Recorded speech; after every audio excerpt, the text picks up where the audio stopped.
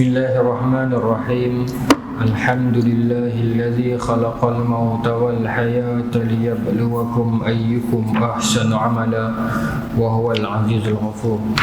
Ashhadu an la ilaha illallah wa ashhadu anna Muhammadan abduhu wa rasuluh.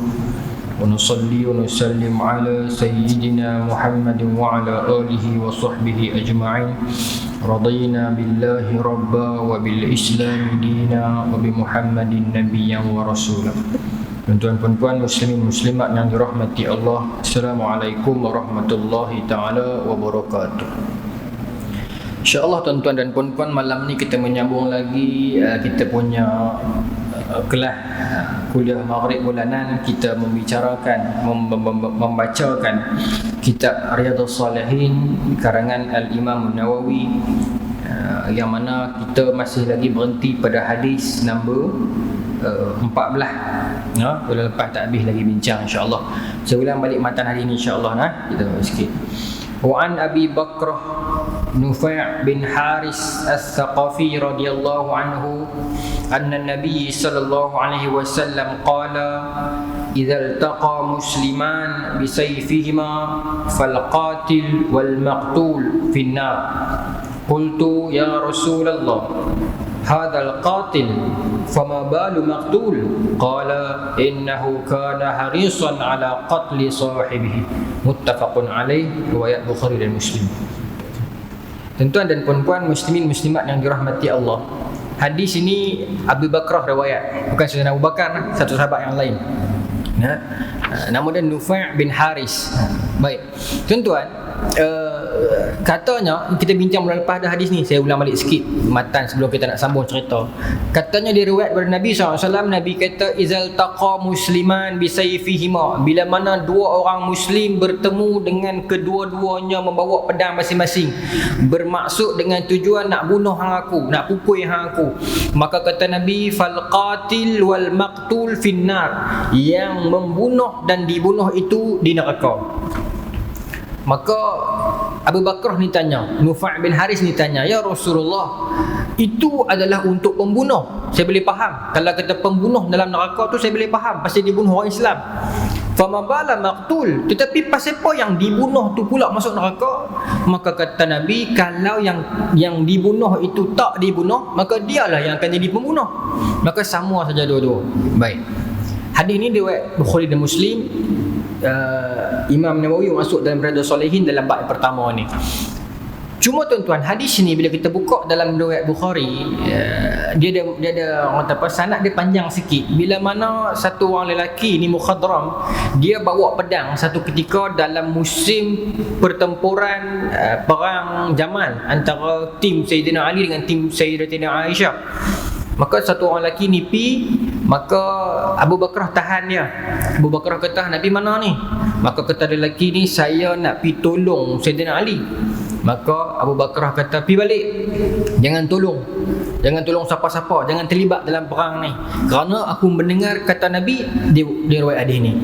Jadi menjadi perbincangan ulama, hadis ni sahih tak sahih, tapi muttafaqun alaih. Bukhari Muslim riwayat dalam jaluran yang sama, muttafaqun alaih. Tetapi kalau dia sahih, Nabi kata qatil maqtul finnar, yang membunuh ke, yang dibunuh ke dalam neraka. Maka kalau hadis ni sahih, yang terbunuh dalam perang Jamal itu bukan kecil anak, Zubair bin Al-Awwam, Talha, bukan kecil-kecil anak, takkan dalam neraka. Maka adakah Abu Bakrah menerakakan sahabat yang utama ni? Ulama bincang. Maka datanglah satu orang kata syarah menceritakan, yang pertamanya, ketika mana Abu Bakrah kata macam ni, bukan bermaksud merujuk kepada khusus kepada Sayyidina Ali dan Siti Aisyah. Yang kedua, tim Sayyidina Ali dengan tim Sayyidatina Aisyah bukan iltaqa, bukan bertemu memang dengan pedang, tetapi bukan bertemu dengan tujuan nak bunuh hang aku, tetapi tujuan utama mereka adalah untuk nak defend hang aku. Nak Sayyidina Ali nak jaga Aisyah, Aisyah nak jaga Sayyidina Ali. Itu tujuan pertemuan itu. Tetapi sebaliknya ada orang dalam, ada orang yang buat perangai, satu dua benda komplot dan konspirasi menyebabkan akhirnya pecah sengketa itu. Bulan lepas saya datangkan riwayat cerita bagaimana permulaan kisah ni berlaku. Kalau tuan-tuan ingat balik saya cerita bulan lepas, kisah fitnah terhadap zaman Sayyidina Osman. Kita nak sambung yang tu, yang boleh membawa kepada peristiwa perang Jamal itu. No? Baik. Maka tuan-tuan, kalau tuan-tuan ingat bulan lepas kita sembang dah bagaimana tim-tim pasukan yang datang memberontak daripada 3 buah negara tu kan. 3 buah kota itu datang minta kepada Sayyidina Osman, minta kepada Sayyidina Osman agar berunduk. Bincang-bincang Sayyidina Osman kata, pi balik, tak apalah, setujulah apa yang kita bincang bulan sebelum ni tu, kita setujulah, kata aku akan ikutlah apa yang hampa nak, beberapa permintaan depa. Maka bila depa on the way balik, ada segolongan orang ni yang dia buat surat palsu, yang tulisan surat itu seolah-olah daripada Sayyidina Osman, dan ada cop Sayyidina Osman. Surat tu kata saat lagi pemberontak ni on the way balik ke negara depa masing-masing ni, di Mesir, di Basrah ni, bunuh, di Kufah ni bunuh mereka. Maka bila mereka baca surat tu, mereka jadi marah, mereka mai balik ke Madinah. Bila mereka mai balik ke Madinah, mereka dapat satu lagi surat palsu daripada Sayyidina Ali. Sayyidina Ali kata, jangan risau, jangan takut orang kecam hamba, sebab aku bersama-sama dengan hampa menentang Osman. Maka mereka lagi semangat bila Sayyidina Ali yang orang kata apa, nak sokong mereka. Kemudian satu ketika kita berhenti bulan lepas, Sayyidina Ali pi jumpa mereka, pi marah mereka. Mereka kata kat Sayyidina Ali, hang ni macam mana, tuan ni macam mana, hari tu hantar surat kata sokong kami, hari ni tiba-tiba marah kami pula. Sayyidina Ali kata apa, wallah ma katabtu syai'an, aku tak pernah tulis apa-apa pun kat hamba. Kita berhenti yang tu bulan lepas. Maka tuan-tuan, golongan pemberontak ni makin ramai sebab surat palsu yang disebar itu, yang mengatakan Sayyidina Osman suruh bunuh itu, benda tak seronok tuan-tuan, benda yang fitnah, benda yang orang kata apa, negatif ni memang cepat tersebar. Benda-benda baik orang tak sebar. Itu memang lumrah dunia lah. No? Sehari dua ini viral kisah kubur berdarah, tuan-tuan tengok di internet kan. Ada satu kubur tu ada ayat merah, mungkin ayat tanah ke apa, wallahu taala alam, tapi jadi viral, orang pakat sembang, pakat share gambar, pakat share gambar kubur dan sebagainya. Maka mungkin jadi aib kepada family, sedangkan mungkin itu kejadian geografi bumi dan sebagainya ke, mungkin orang pergi tumpah ayat sirap ke apa ke.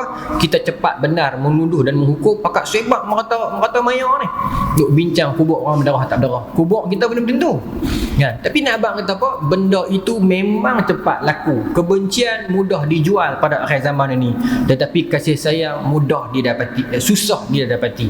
Benda-benda benci, benda-benda fitnah, benda-benda nak marah ke orang cukup mudah dan cukup cepat orang sebar.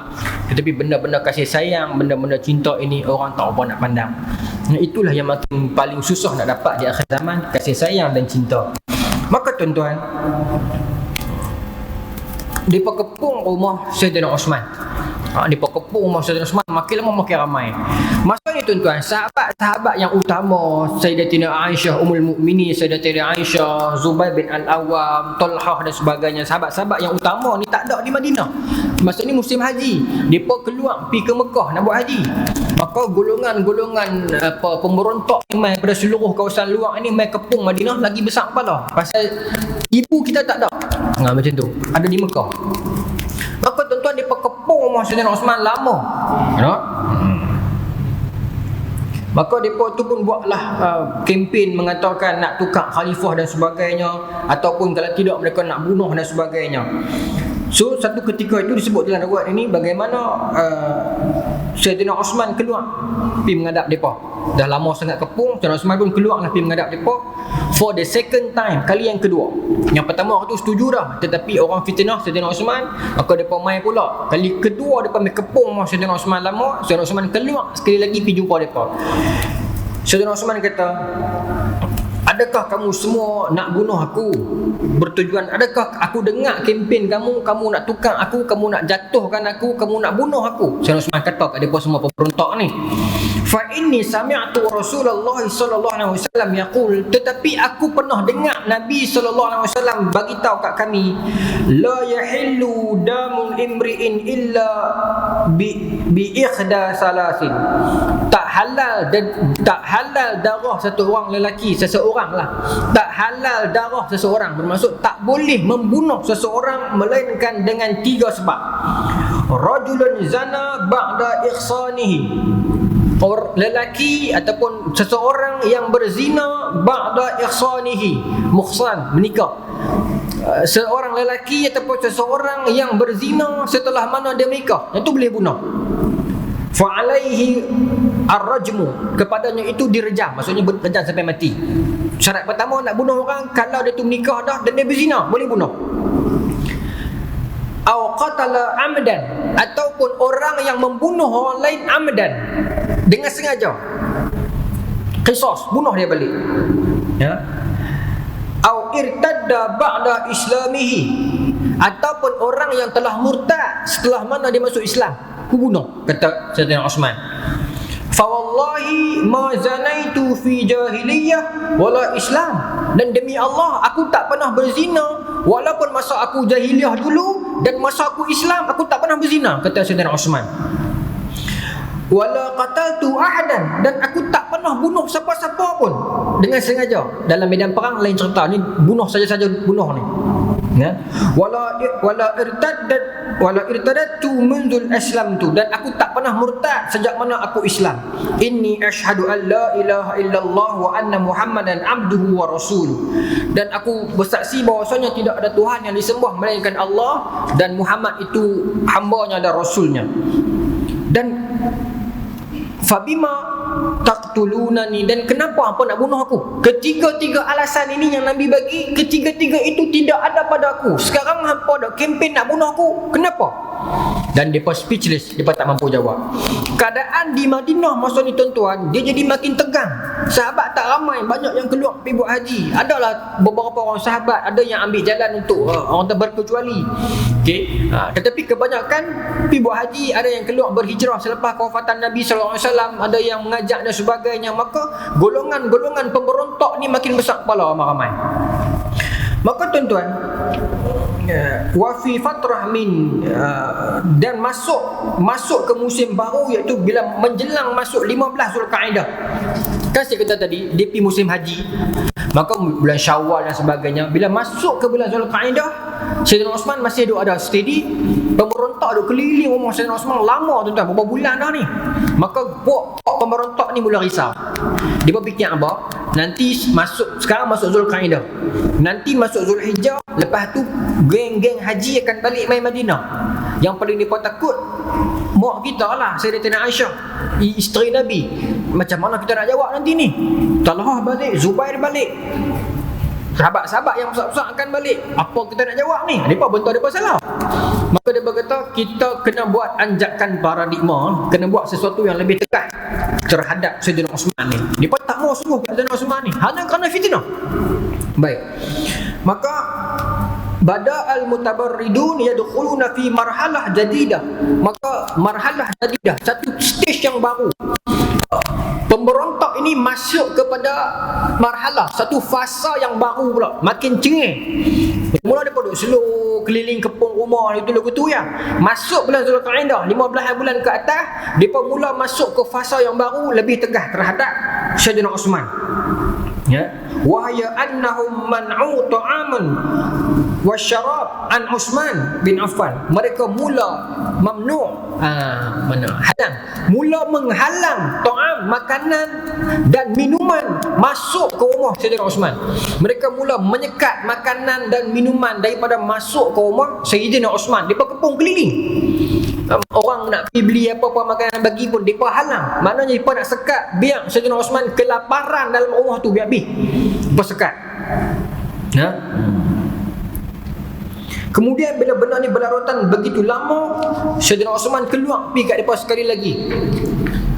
Saudara Osman kata, bukankah pernah tak kamu dengar cerita Saudara sebut ya, waqala, berkata Sayyidina Osman, zalika kharaja lahum, Sayyidina Osman keluar dekat depa, waqala, dan berkata, ansyadakumullah ata'lamuna anna Rasulullah sallallahu alaihi wasallam lima qadama al-Madinah diqal masjid bi ahli, faqala, takkah kamu tahu ketika mana Nabi kita sampai Madinah dulu, masjid kita ni sempit, dan Nabi berkata kepada orang Islam, may yashtari hadhihi al-baq'ah min khalisin malihi fayakunu fiha kamuslimin wa lahu khairun minha fil jannah. Siapalah yang nak beli sebidang tanah tepi ni dengan duit dia sendiri agar dapat diperbesarkan rumah orang Islam ni, itu masjid ini, agar dia dapat kemuliaan, kedudukan di hari akhirat, di syurga nanti ni, siapa nak beli? Maka kata Sayyidina Osman, fashtaraitaha, dan aku beli. Faja'alatha bainal muslimin wa antum tamna'uni an usalli fihi rak'atain, dan akulah yang beli tanah itu, dibesarkan Masjid Nabawi itu agar orang Islam boleh sembahyang ramai-ramai, dan sekarang hampa halang aku pi masjid tu, masjid yang aku tolong perbesar tu dengan duit aku sendiri, aku yang bantu perbesar, sekarang masjid itu hampa halang aku pi, kata Sayyidina Osman. Summa qal, kemudian kata Sayyidina Osman lagi, ata'lamuna anna Rasulullah sallallahu alaihi wasallam lima qadama al-Madinah lam yakun biha bi'run. Takkah kamu tahu ketika mana Nabi sampai ke Madinah dulu, orang Islam susah, kita tidak ada telaga air, tidak ada sumber air, tidak ada sumber apapun illa bi'rur rumah, tidak ada sumber apapun melainkan telaga rumah. Faqala Rasulullah sallallahu alaihi wasallam, maka Nabi berkata, may yashtariha min khalisi malihi, sesiapa di antara kamu semua yang nak beli telaga ni, nak wakafkan telaga ni agar jadi kegunaan untuk orang Islam, walahu khairum minha fil jannah, agar dapat kedudukannya yang baik di syurga, fashtaraitaha min khalisin mali, dan aku terus beli tanpa tanya apa-apa, tanpa cakap banyak, tanpa fikir lama, aku beli dan aku wakafkan kepada orang Islam Madinah telaga ni. Wa antum tamna'uni an ashraba minha syurba, dan hari ini telaga yang aku beli, aku wakaf untuk orang Islam minum di Madinah, telaga yang sama hampa halang aku minum. Saya semua tanya dia, apa punya manusia ni ya? Aku yang perbesar masjid tu, hampa tak bagi aku pergi sembahyang, duduklah rumah, makanan tak bagi naik, minuman tak bagi naik, aku yang beli telaga ni wakaf untuk orang Islam, wakaf untuk orang Islam, hampa tak bagi air telaga ni untuk aku minum, sedangkan aku yang beli. Apa punya manusia ni? Maka mereka tahu benda tu, tetapi mereka tak peduli dengan kata-kata Sayyidina Osman. Tentu tengok pemberontak golongan muda ni, bukan parti muda baru buat ni, tak, ni orang muda ni ya. Dia memang ada agresif sikit, sebab tu orang muda kena ada panduan daripada orang tua juga. Tidak tuan-tuan, orang muda ni hati panas, hati cepat panas. Kadang-kadang orang kata apa, otak seminit, buat aja tak fikir, akhirnya dia akan menyesal balik. Nanti kita akan tengok ada orang yang menyesal balik nanti, bukan ada, ramai. Muhammad bin Sirin jumpa dengan salah seorang yang penampak Sayyidina Osman, tangan dia tak boleh angkat. Ni riwayat Ibnu Sirin, Muhammad bin Sirin, pada zaman tabi'in nanti tu, tangan tak boleh angkat terus sampai ke mati lah. Dengan main tuan-tuan, ni sahabat Nabi, bahkan yang dijanjikan syurga. Baik. Maka tuan-tuan, bila mana cerita tentang sekatan makanan dan minuman ini sampai ke telinga Sayyidina Ali, Sayyidina Ali baru tahu cerita ni. Mula dia rahsia pada Sayyidina Ali. Lama-lama cerita ni sampai juga kat Sayyidina Ali. Bila Sayyidina Ali cek, Sayyidina Osman lama tak turun main masjid, rupa-rupanya dia sekat Sayyidina Osman daripada keluar daripada rumah, dan tak bagi makan dan tak bagi minum, dikurung dalam rumah. Maka Sayyidina Ali jadi begitu marah. Faqama Ali bin Abi Talib radhiyallahu anhu fahamala al-ma' fi qurbih wa rakaba ala baghlatihi wa dakhala baina sufufil mutamarridin. Maka Sayyidina Ali terus bangun, dia ambil air berkantung-kantung ni dan makanan, dia bubuh atas dia punya, disebut tadi baral dia, keldai dia, dan dia pi ke tengah-tengah saf pemberontak ni. Apa ramai tuan-tuan, ratusan orang. keliling istana Sayyidina Osman. Sayyidina Ali pergi seorang, tak peduli. Sebab dengan rasa kasih dan sayang Sayyidina Ali terhadap Sayyidina Osman. Siapa kata dia bergaduh? Tak bergaduh lah. Ini semua orang-orang saja, orang bukan Islam saja nak bagi pecah. Tak bergaduh apa pun. Sayyidina Ali lah yang bawa ayat, bawa makanan. Seorang-seorang dia berani pi kerana kasih dan sayangnya dia kepada Sayyidina Osman. Bawa pi. Masuk wadakhala baina sufufi mutamarridin, masuk ke antara celah-celah saf mutamarridin. Bila kata sufufi saf ni, depa buat line jaga orang. Sayyidina Ali tak peduli, dia masuk seorang-seorang dia, apa berani sentuh aku. Sayyidina Ali ni gentle. Maka bila Sayyidina Ali masuk sampai ke tengah, depan pintu masuk dah, hatta qala lahum, sampailah sampai di depan dah, Sayyidina Ali menghadap depa semua. Berkatalah Sayyidina Ali kepada depa, wallahi, demi Allah, inna farisun war rum la yaf'alun kafa'alkum hadha bihadha ar-rajul. Demi Allah, kata Sayyidina Ali, sesungguhnya orang-orang tentera Parsi dan tentera Rom pun takkan buat seperti mana hampa buat kepada lelaki ini. Sayyidina Ali nak gambarkan apa? Orang kafir pun tak gamak buat. Lagu mana hampa buat kat pemimpin hampa ni? Sayyidina Ali kata, punya tak ada perikan manusiaan, tak ada rasa belah ihsan. Kawan tu sampai tak makan, tak minum berbulan, sekat dah daripada minum, sekat dah daripada makan, sekat dia keluar daripada rumah, sekat dia turun di masjid. Apa punya manusia ni? Kata Sayyidina Ali, orang-orang kafir pun tak buat dah kat pemimpin ni macam tu. Apa orang Islam yang dapat petunjuk hidayah ni boleh buat gamak buat lagu ni? Bahkan orang yang sedang hampa buat ini adalah orang yang berjasa besar terhadap Islam, menantu Rasulullah lagi. Allah. Maka tuan-tuan, Sayyidina Ali begitu marah. Bila marah ni tuan-tuan, mereka tak peduli lah. Mereka buat pekak bodoh, tapi mereka tak boleh lawan Sayyidina Ali lah. Dan Sayyidina Ali pun seorang masa ni. Sayyidina Ali bagi makanan dan minuman. Baik. Maka tuan-tuan, wa tamkinu syayatin min qulubi haula'il mujrimin famna'ul ma ay yadkhula ila Utsman radhiyallahu anhu wa lam yakun yusalli ilaihi ma'un illa min jarihi malasiqun lahu Amru bin Hizam. Maka dia sekat. Sayyidina Ali dah bagi makanan, lama-lama habis itu dia sekat sampai tak ada air, hatta bukan kata untuk minum, nak ambil air semayang pun tak boleh dah. Sehingga kan Sayyidina Osman terpaksa bila mana nak ambil air semayang, terpaksa ambil air daripada minjarihi mulasiqun, daripada jiran sebelah rumah dia. Apa nama dia? Amru bin Hizam. Ni jiran sebelah rumah Sayyidina Osman. Pinjam air rumah member sebelah, sahabat sebelah untuk nak ambil air semayang. Sampai tara-tara tu depa tak peduli, tak semayang tak apa. Kami nak torture lah. Sedangkan tak ada kesalahan apa pun Sayyidina Osman buat kat mereka. Fitnah semata-mata. Percaya fitnah lebih daripada kebenaran. Baik. Wa hadza fi awwal yawmain faqat. Tapi benda ni cuma berlangsung 2 hari awal. 2 hari je. Lepas tu depa perasan sengap-sengap Amru bin Hizam ni pergi hantar ayat rumah Sayyidina Osman dengan Amru ni pun kena sekat. Wa fi yaumi salis, pada hari ketiga dan seterusnya, mamnu', dihalang al-ma' tamama, dihalang ayat kesemuanya, keseluruhan kejiranan itu tak boleh masuk ayat terus. Sebab hampa pergi bantu Sayyidina Osman, hampa pun tak dapat ayat sampai tahu tu. Wa huwa yaumu, pada hari ke-17 min Zulhijjah sanah 35 Hijrah. Ini berlaku pada 17 Zulhijjah tahun 35 Hijrah. Nak dekat-dekat dah ni. Baik tuan-tuan. Maka wa fi hadzal yawm ya'lamul mutamarridun anna juyush asy-Syam wal Basrah wal Kufah qad iqtarabat minal Madinah. Maka bila mai musim Zulhijjah itu, mereka mula dengar cerita yang tentera-tentera Muawiyah daripada Syam, tentera-tentera daripada Basrah, tentera-tentera daripada Kufah, tentera kerajaan betul, dah dapat info yang khalifah sedang kena kepung oleh pemberontak. Maka mereka bergerak ramai-ramai nak mai ke Madinah.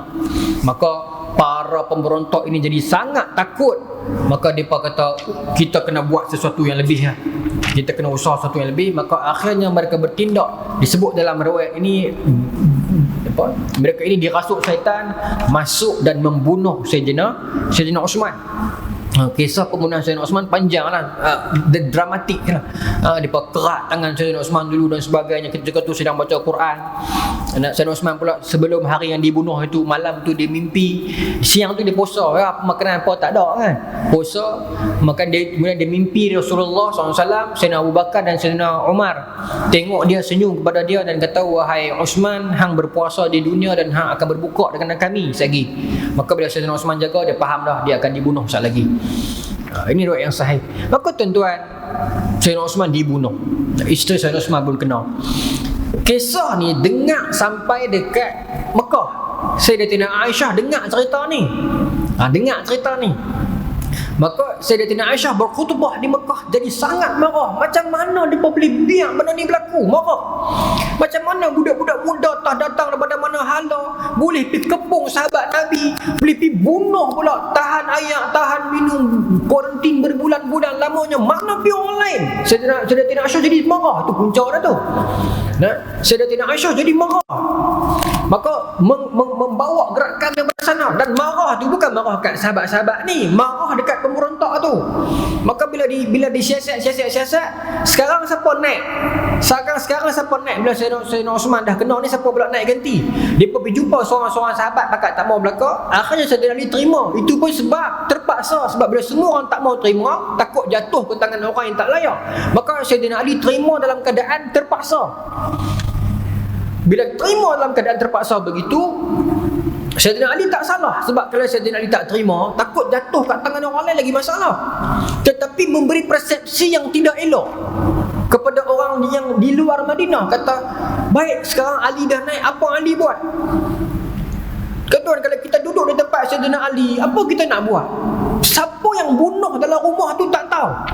Dan pemberontak ratusan orang pun tak tahu. Dia pun menyelinap masuk ke penduduk Madinah. Betul geng-geng haji ada yang mula balik dah. Tak cam orang-orang luar ni.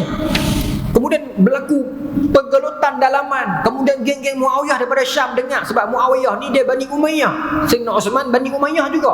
Bila Bani dia sendiri kena bunuh, dia menuntut bela. Dia kata kepada Sayyidina Ali, apa yang Sayyidina Ali nak buat lepas ni? Tuan-tuan, apa Sayyidina Ali boleh buat?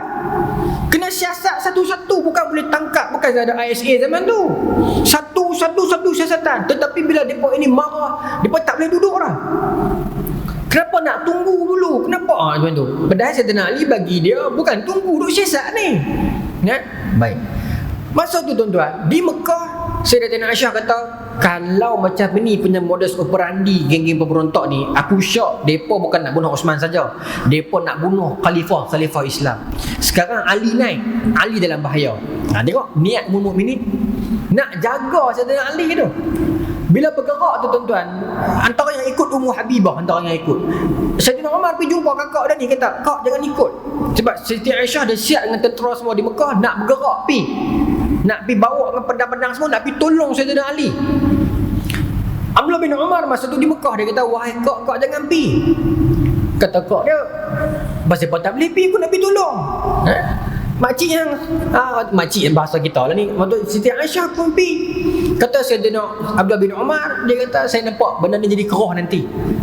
Pasal kita pi bawa pedang, dia pi bawa pedang. Walaupun kita pi dengan niat baik, tapi persepsi itu, sentimen. Kita pi rumah orang bawa pedang, bawa cangkui. Walaupun kita pi niat dengan elok nak tolong cangkui rumah dia, tapi orang tengok, bagi salam pegang cangkui ni pasal apa? Nampak? Dia bagi sentimen yang macam tu. Abdullah bin Umar bijak, dia nampak dia tak bagi pi. Di pihak Sayyidina Ali dengar rombongan Aisyah mai dengan geng-geng orang Mekah, bukan tentera yang rasmi, bekas-bekas pejuang orang Mekah, bukan tentera yang elit ni. Maka Sayyidina Ali mula risau. Ya Allah, Ummul Mukminin mai bawa orang di Mekah ni, bawa kelengkapan semua. Sat lagi pemberontak ni orang muda ramai, kita tak tahu siapa, takut dia pergi kepung rombongan Aisyah, dia pergi bunuh Ummul Mukminin lagi ni ya. Maka Sayyidina Ali kata, tak boleh biar, kita kena pi. Di sini datang Sayyidina Hasan. Sayyidina Hasan kata kepada ayah dia, wahai ayah, jangan pi. Sayyidina Ali kata, bukan ayah nak pi perang dengan Ummul Mukminin. Ayah nak pi tolong Ummul Mukminin lah. Kata Sayyidina Hasan, mereka pun ada tentera, mereka tak apa, insya-Allah Allah Taala jaga. Tapi kalau ayah pun pi, mereka pun main, masing-masing bawa pedang, memang niat nak tolong, tetapi takut duri-duri fitnah ni ada ni jadi pasal sekali lagi. Kata Sayyidina Ali, tak apa, boleh kot, niat elok. Tuan-tuan nampak di camp sini Sayyidina Hasan bijak, dia nampak jauh. Pi juga. Bila pi tuan-tuan bertemu, tuan-tuan boleh bayang tak situasi dia bertemu menghadap aku di sini dengan tentera dengan pedang dengan panah, di sini dengan tentera dengan pedang dengan panah dengan unta lah, perang Jamal ni kan. Situasi dia macam mana? Maka bila hantar wakil sembang, bila sembang kata, kami bukan main nak main serang Sayyidina Ali, sebab duk takut geng Sayyidina Ali duk ingat geng Siti Aisyah main nak serang depa kalau gimana ke. Rupanya bila pergi settle elok, rupanya masing-masing main, kami main nak tolong puan, nak tolong ibu main nak tolong kami, itu saja. Okey, selesai. Maka mereka beristirahat di sana. Malam itu tak balik lagi, berkemah di sana pasal perjalanan jauh. Tuan-tuan, dalam kedua-dua kelompok ini ada Khawarij. Itu yang kita Khawarij, golongan yang keluar, dia keluar daripada jemaah ni. Khawarij ni sampai hari ni lah ada pengaruh pemikiran ni macam ni. Khawarij ni keras tuan. Khawarij ni bagi akidah Khawarij, siapa yang melazimi dosa kecil kafir. Bagi Mu'tazilah, siapa melazimi dosa kafir tak kafir dan dosa kafir. Bagi Mu'tazilah, siapa yang melazimi dosa kecil tak kafir dan tak Islam. Macam tu. Buat dosa tak ada kaitan dengan iman. Dosa-dosa lah, iman-iman lah. Walaupun aku tak semayang, walaupun aku pakai tatu, tapi aku baik. Tu Murji'ah. Lah ni berlambak golongan ni. Walaupun bukan atas nama Murji'ah, tapi berlambak kat dunia akhir zaman. Tetapi kita Ahlussunnah wal Jamaah, iman yazid wa yanqus. Boleh bertambah, boleh berkurang. Siapa buat dosa kecil, fasik, kan? Baik. Tuan-tuan, Khawarij ni plan, kalau Sayyidina Ali dengan Sayyidatina Aisyah bersatu, sahabat kuat balik, mereka akan bersatu untuk siasat naya kita. Kita jangan biar orang Islam bersatu. Ada tak golongan ni yang tak boleh tengok orang Islam bersatu? Ada, berlambak. Dia tak boleh tengok orang Islam bersatu, dia jadi panah duduk. Maka dia kata, kita kena plan, jangan bagi bersatu. Maka tuan-tuan, apa mereka buat? Malam tu mereka keluar, bahagi dua grup. Satu grup pergi pukul hendak tim Aisyah tengah malam, satu grup pergi pukul hendak tim Sayyidina Ali tengah malam. Tuan-tuan, bila terjaga tengah malam, tiba-tiba ditikam daripada belakang, dalam kepala mereka kita dah fikir apa tuan-tuan? Terkejut tim askar Sayyidina Ali, fikir apa? Of course lah, geng belah sana buat siapa lagi tengah malam. Terus pergi lawan. Yang belah sana pula terkejut, siapa main bunuh kami sengat-sengat malam-malam? Tadi siang janji lain, malam-malam main serang kami, mengecut, serang. Berlaku pertempuran Jamal. Tuan-tuan, sahabat-sahabat yang mulia terkorban. Sayyidatina Aisyah jatuh daripada unta dia. Satu pertempuran yang cukup menyayat hati. Saya lupa nama seorang lelaki ni, dia yang dikerat kepala Talhah ke Zubair, kan? Zubair, kan? Dia bawa pergi tunjuk kat Sayyidina Ali, saya dah kerat dah kepala dah Sayyidina Ali. Sayyidina Ali kata, neraka untuk hang. Dia ingat Sayyidina Ali nak puji dia, nak bagi dia Datuk, kan? Bawa pergi kepala Zubair, tunjuk kat Sayyidina Ali, wahai khalifah, ni dia kepala Zubair, saya dah kerat. Sayyidina Ali kata, neraka untuk hang. Aku tak suruh pergi bunuh mereka, aku suruh pergi jaga mereka. Macam mana boleh jadi macam ni? Sayyidina Ali tengok pedang Zubair, menangis Sayyidina Ali. Sayyidina Ali kata, pedang inilah yang dahulunya menghilangkan duka dan luka di wajah Rasulullah. Hari ini pemilik pedang ini kamu bunuh. Sebab pedang yang pertama yang dihunuskan untuk menjaga Rasulullah, pedang Zubair. Pedang pertama yang dihunuskan untuk jaga Nabi. Sebenarnya kita pedang inilah yang dulu menghilangkan duka dan luka di wajah Nabi. Owner pedang ni hamba agama bunuh, neraka untuk hamba. Mana Sayyidina Ali tak seronok dengan pembantaian ni tuan-tuan. Sayyidina Ali disebut dalam riwayat, bila mana Sayyidina Ali pergi melewati kawasan tu, dia peluk Talhah, peluk sahabat-sahabat yang meninggal, dia berdoa sekuat hati, dia kata, ya Allah, kalaulah aku mati 40 tahun dulu, dia kata. Teriak Sayyidina Ali, kalaulah aku mati 40 tahun dulu, aku tak mampu nak tanggung fitnah ini, ujian ini. Tuan-tuan, masa tu pula dekat camp di Syam, tentera Muawiyah bin Abi Sufyan dengar lagi melompat. Dah bunuh Sayyidina Osman, pak saudara kami, pi bunuh pula Talha, pi bunuh pula Zubair. Apa yang Ali buat sebenarnya ni? Berlaku pula perang Siffin. Itu cerita tu panjang lah. Kita punya bab ni Riyadhus Shalihin kan. Cuma nak bagi tahu, dalam kelompok kelompok itu memang ada golongan yang menyebelahi side Sayyidina Ali, ada yang menyebelahi side Sayyidina Aisyah, ada yang menyebelahi side Muawiyah bin Abi Sufyan. Dan kalau orang tanya kita, sahabat-sahabat yang besar-besar yang ramai hidup lagi tu sokong belah mana? Kebanyakan tak sokong siapa-siapa. Ada satu riwayat saya bawa, saya tutup dengan yang tu pasal bunyi isyak dah kan. Ada satu riwayat yang saya jumpa dalam Syar Alamun Nubala juzuk pertama ni, dalam perbincangan tentang Sa'ad bin Abi Waqqas, satu cerita yang menarik. Riwayat daripada Abu Nuaim, dia kata apa? Haddatsana Abu Ahmad Al-Hakim, haddatsana Ibnu Khuzaimah, haddatsana Imran bin Musa, haddatsana Abdul Waris, haddatsana Muhammad bin Juhada, an Nuaim bin Abi Hind, an Abi Hazim, an Husain bin Kharijah Al-Ashja'i qala. Ya, siapa cerita ni? Husain bin Kharijah Al-Ashja'i. Dia kata apa? Lima qatila Utsman, ketika mana berlaku pembunuhan Sayyidina Utsman. Dia cerita balik ni hadis yang lain, ni riwayat yang lain. Okey. Ketika mana musim berlaku era pembunuhan Sayyidina Utsman, berlaku gegak gempita orang Islam bermusuh antara satu sama lain, bermusuh sesama sendiri. Ada yang pilih tim Ali, ada yang pilih tim Aisyah, ada yang sokong pilih tim Muawiyah. Ya, mula bergaduh, berpecah sesama sendiri, sedangkan kita semua bersatu pada asalnya, tetapi kerana fitnah ramai yang berbeza-beza. Maka kata Husain bin Kharijah Al-Ashja'i ni, masa berlaku musim pembunuhan Sayyidina Utsman itu, ashkalat alayya al-fitnah, muskil, saya jadi pening dengan fitnah ni, saya jadi susah hati, saya jadi tak tahu. Faqultu Allahumma arini minal haqq amran atamassuku bi. Dia doa kepada ya Allah, dia kata, Husain bin Kharijah Al-Ashja'i kata, saya jadi pening nak sokong mana. Lah ni jadi tak tentang kat kita? Jadi nak sokong siapa tak tahu ni. Sokong hati bahasa betul dah, alamak ada buat salah. Sokong hati benci hati rasa salah, ada buat benda betul. Dan orang begitu nak tahu. Dia ada dua golongan. Satu, dia betul-betul fikir, aku pening kepala lah nak sokong mana ni. Yang jadi susah hati, tak lalu makan, siapa suruh tak tahu. Ada yang dia susah hati, dia nak tahu member dia sokong mana. Ni pada agak panggil aku ni. Baru minggu lepas, seorang sahabat karib saya hantar mesej. Dia kata ada satu orang, dia tunjuk mesej tu kat saya. Dia kata, dia tunjuk mesej tu screenshot.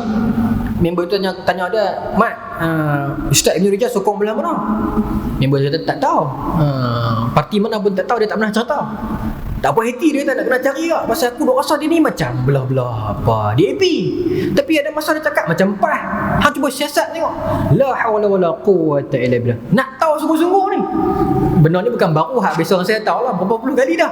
Nak tahu juga, Ustaz abang kena mak tu terang. Fikrah kena jelas kata kita. Fikrah jelas tak jelas ni bukan maksud kena jelaskan kat orang. Ni nak anda.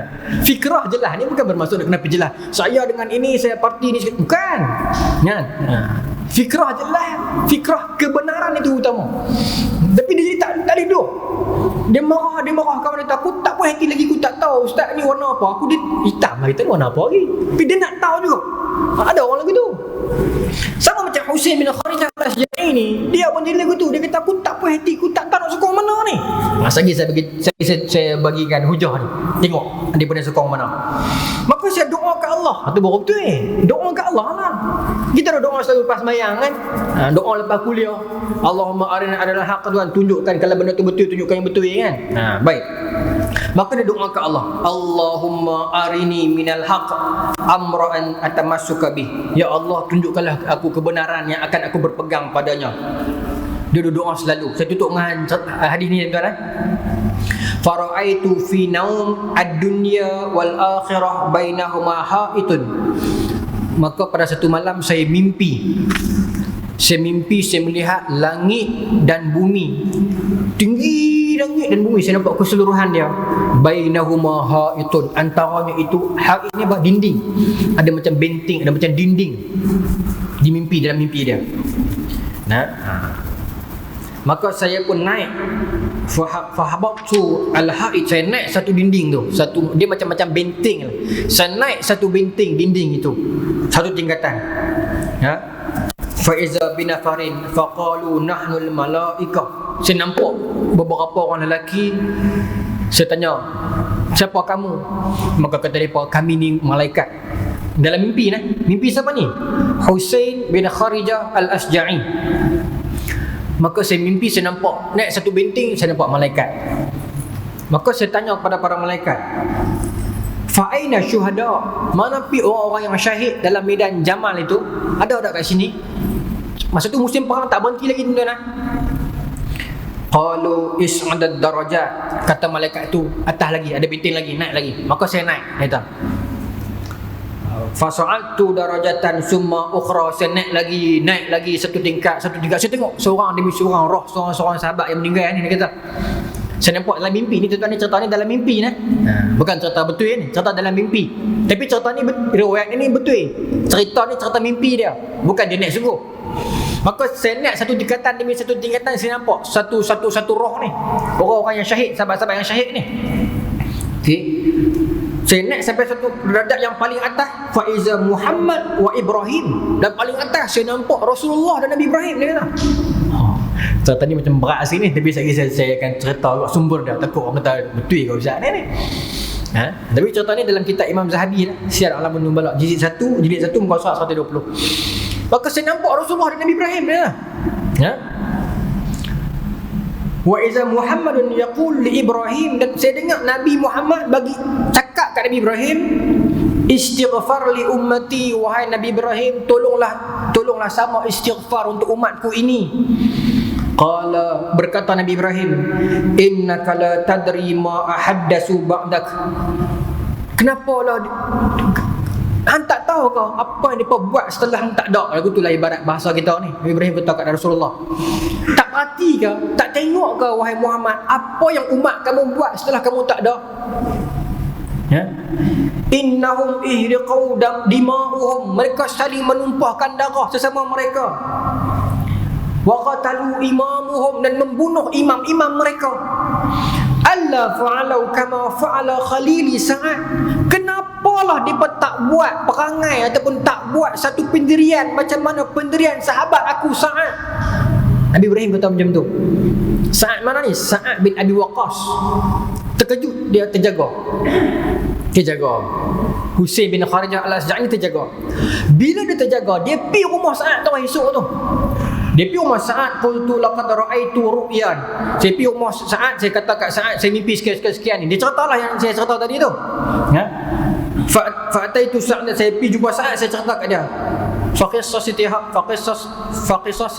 alaih. Saya kisahkan benda ni kepadanya. Fama aksaru farhan, saya lihat dia sangat gembira. Bila saya cerita lagu tu, dia sangat gembira. Qad khaba man lam yakun Ibrahim alaihi salam khalilahu. Siapa yang tak gembira, dia kata, bila dengar Nabi Ibrahim kata saya ni kawan dia. Sa'ad bin Abi Waqqas dengar cerita Husain ni, dia seronok sangat-sangat. Allah, mimpi lagu ni ke? Seronok, dia seronok, tenteram hati dia. Tapi kawan yang nama Husain ni tak tenteram lagi. Pasal apa? Jawapan dia tak dapat lagi. Nak sokong siapa ni? Parti mana ni nak bangga? Tak dapat jawapan lagi. Tetapi Nabi Ibrahim bagi isyarat, kenapalah tak ikut kawan aku ni Sa'ad ni? Jadi dia dapat gambaran yang apa yang Sa'ad undi itu betul ya. Esok tu dia pergi rumah Sa'ad, dia tanya, dia ceritalah, saya mimpi sekian-sekian. Maka Nabi Ibrahim puji kamu wahai Sa'ad bin Abi Waqqas. Sa'ad bin Abi Waqqas seronok. Maka faqultu ma'a ayyi ta'ifataini anta. Lah ni saya nak tanya tuan lah, nak tanya pakcik lah. Pakcik sokong belah mana? Dia tanya, pakcik sokong belah mana? Saya nak tahu hak tu. Nak ya? Bukan kisah mimpi sangat. Nak tahu pakcik sokong mana sampai Nabi Ibrahim puji ni. Tuan-tuan, jawapan Sa'ad bin Abi Waqqas ni. Qala, berkata Sa'ad bin Abi Waqqas, ma ana ma'a wahidin minhuma. Sesungguhnya demi Allah, aku tak bersama mana-mana salah satu. Kata Sa'ad bin Abi Waqqas, aku tak sokong mana-mana salah satu. Maknanya aku tak sokong yang, bukan tak sokong sahabat, tak sokong gerakan-gerakan yang ekstrim ni, tak sokong orang yang pilih untuk berbalah sesama Islam ini, tak sokong. Qultu, maka aku jadi terkejut. Aku kata, fama ta'muruni, kalau macam tu apa nasihat tuan kepada saya? Apa arahan pakcik kepada saya ni? Husain ni tanya kepada Sa'ad bin Abi Waqqas, kalau macam tu apa nasihat pakcik? Apa arahan pakcik kepada saya? Qala, berkata Sa'ad bin Abi Waqqas, hal laka min ghanam? Hang ada kambing-kambing ke apa kau nak belah? betul lah, tak ada apa lah saya duk kerja kerajaan. Betul lah kot kan. Bila saya tak ada lah kambing-kambing apa, tak ada nak meniaga. Maka saya kata tak ada.